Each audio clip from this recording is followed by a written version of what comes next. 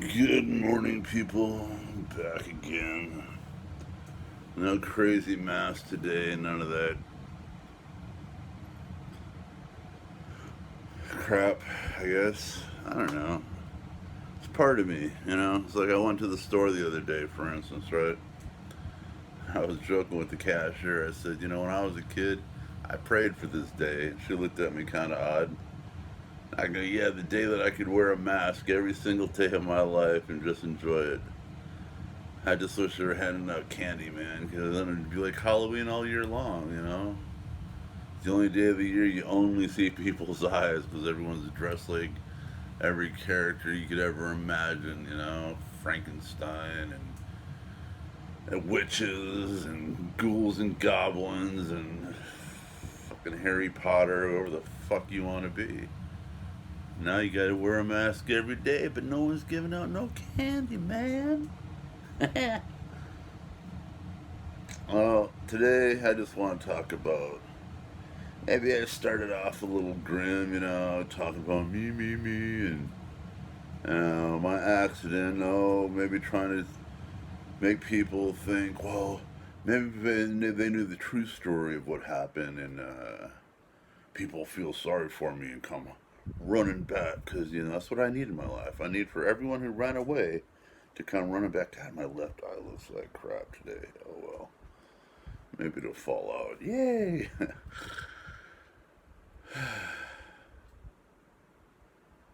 I get so hyped before doing this, I lose train of thought. But basically, I want to talk about commitment today. Man, part of this journey I've had to endure over the last 5.5 years, and then maybe my next one I'll dive deeper and go into my life before the accident and how wonderful it was. Sorry, I think I just had a mild stroke. But at the same time, I'm not pissing and moaning. I'm not complaining. I'm not saying, oh, I had the worst life ever. I didn't. But the part that sucks, and here's where the meaning of this particular rant is gonna go. I was laying in a hospital bed, and doctor came in and he said, Daniel, how you doing today, sir? And I said, good, and I shook his hand. He said, I gotta be honest with you, like, I've had people come in here with uh, less conditions than you're going through. I went to 32 surgeries in the first couple of 6 months after my surgery, after my accident. And no matter how much pain I was going through or how much thought process I had to go through, I lost a leg. Or I didn't lose a leg, I lost a foot. You know. And he asked me one day, he goes, how are you coping with all this? The nurses have been telling me that they don't really see a lot of people come in and out of here. You don't see a lot of your friends come in and check on you. They never come in here and you're never like, oh, sorry, I'm on a phone call. Someone's checking on me. See, none of that happened. And he looked at me and he goes, well, I try my best to give an honest opinion on everything I do. I'm a doctor. That's what I have to do. And I said, yeah, well, am I dying? Good God. He goes, no. I got to make something apparent to you that you'll see eventually. I was like, oh God, is it that bad? Like, what's going on? He goes, no. You're going to notice that in your lowest times, if this is indeed your lowest time, that more people walk away from you than ever before in your life. And I thought about that and I said, man, Doc, it's pretty harsh, honestly. He goes, no, it's not harsh, it's truth. And I was in an old folks home, a rehabilitation center, if you will. And I looked around me and I saw these old people with dementia and Alzheimer's, and some were just in there because they needed social interaction, I guess. You know, you get old and people walk away, and I kind of expected that, you know, like I've already seen it throughout my life, you know, like I've had great friends and I can share great memories with these people and have great stories to tell. God, who knows, you know? And if any one of these people ever called me up and said, hey, you know, Daniel, monster, if you got some time, would you mind swinging by? I'd love to talk, reminisce about the past. I'd be glad to do it. You know, any one of the people I've ever encountered in my existence. But the sad fact of the matter is, I would say between my friend that I've had since I moved to Texas, who's not even a friend, he's a brother, because nobody would put up with that level of bullshit and stress and aggravation that he puts me through and sit there and go, he's still my brother from another mother. Then I've got another friend that I was in business with for a long time. He checks on me periodically and comes over. Him and his roommate, my other friend. I love them deeply, as I do my other friend, brother. And then it just kind of stops there, you know? I know a lot of you people got friends and you like to go out on the weekends and have your little barbecues and go to the bar and go to concerts and hang out with all your bros and all your sisters and your friends and what have you. But imagine just for a moment, maybe even ponder it a little longer than that. How would you feel, honestly, if some of the people that you cared about checked on continuously, almost daily sometimes, walked away from you after a life changing episode? I say, for instance, it's not even as tragic as losing a foot or almost dying in a motorcycle accident. None of that. No, no, no, no. I'm talking you wake up and you're having a bad day. People have them. I have them. I'm human. I lost a foot, and I don't sit there and go, oh shit, I lost a foot, man, and I just can't carry on. Where's my gun? Can't do that. It's not allowed. In fact, they might even demonetize this video. God, my eyes red. Anyway, and people do that. People change. I get that, you know. What once was cool is no longer needed or wanted, or that's what my mind goes through. Was it something I said? Was it something I did? Just too much for people to handle? Good God. I remember when I was young,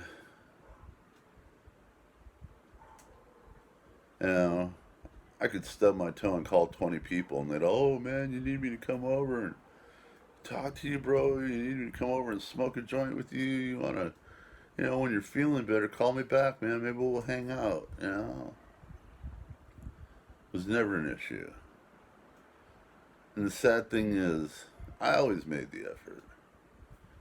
You know, and one of the things that pisses me off more than anything in this world, my God, is when people live in a town together. I live in San Antonio, Texas.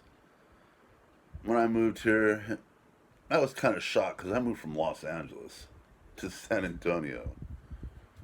And at first I was kind of thrown back, like, wow, this is Texas. You know, I've always thought of, you know, dreamt about coming here to visit. You know, my dad lives here and got a couple relatives that live here. And, you know, after my mom passed away, maybe that's the place to be.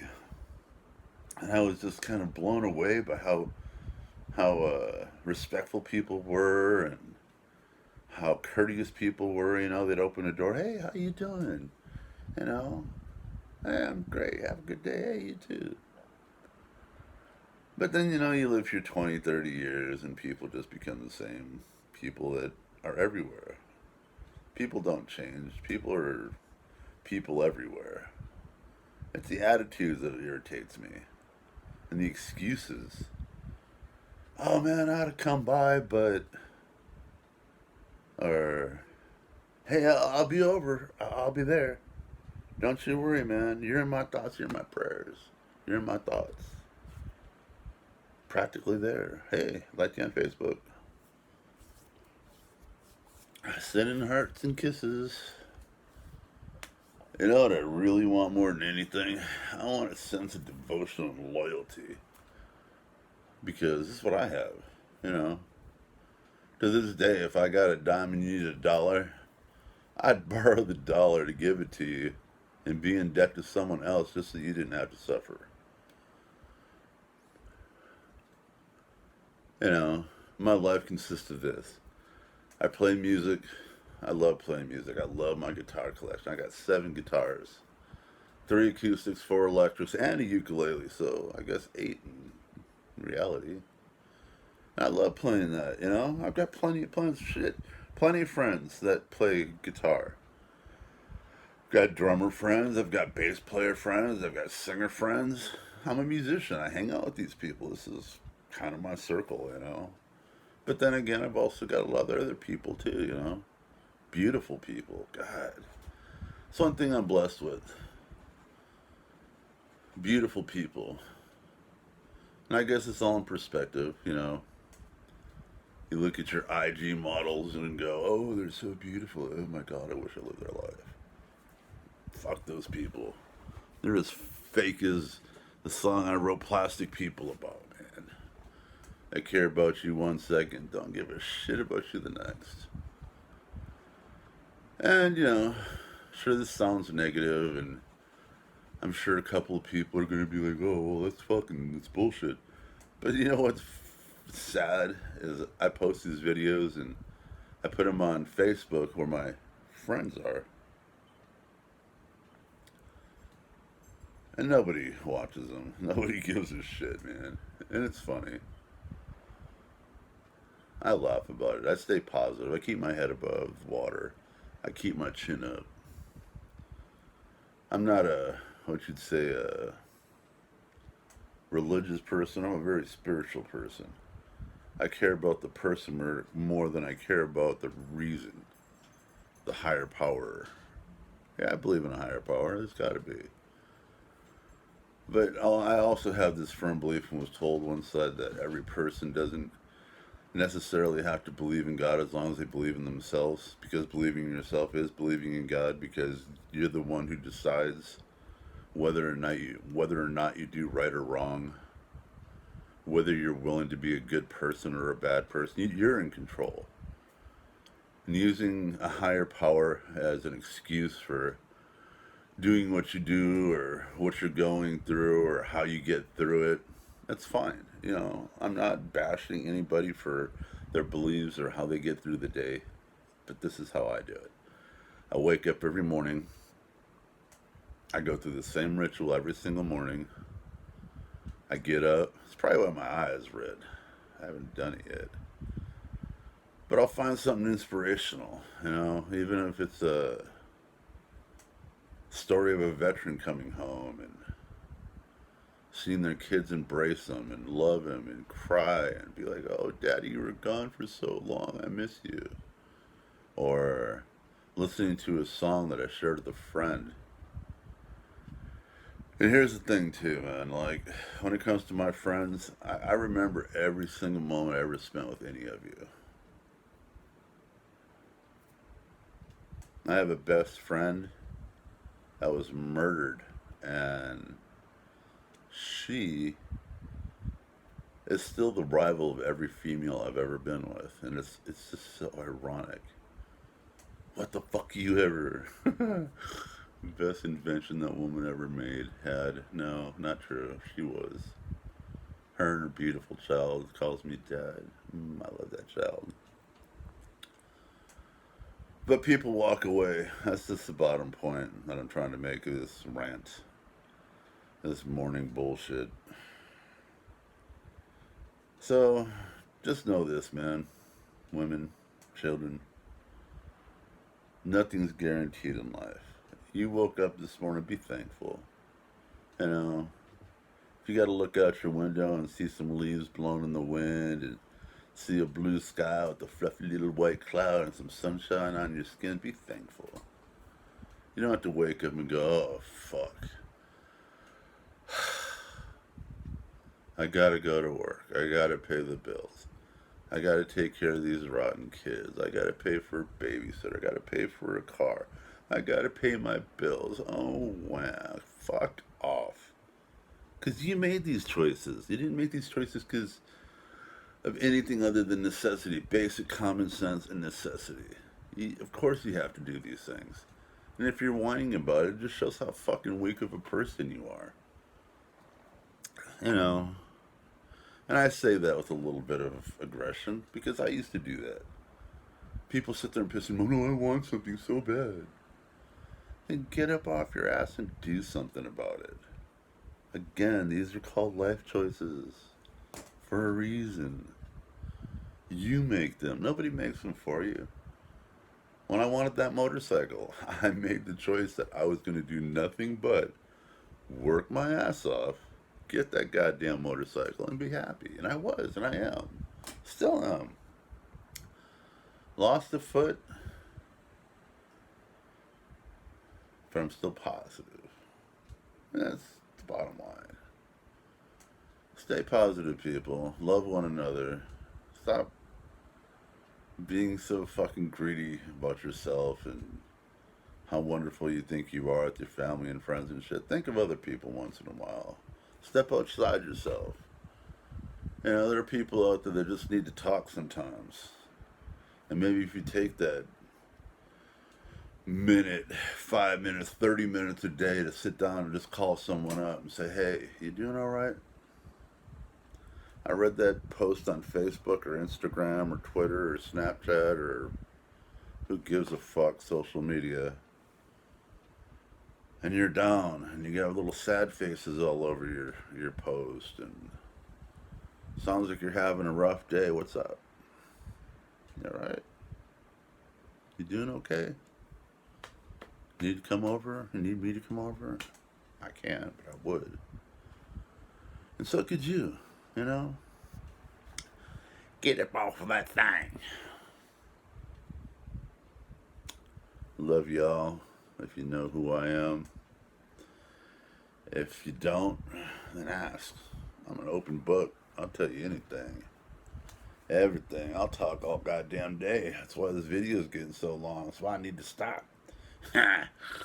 From my head explodes. But yeah, bottom line, love one another, man. Say hi to a stranger. Say thankful.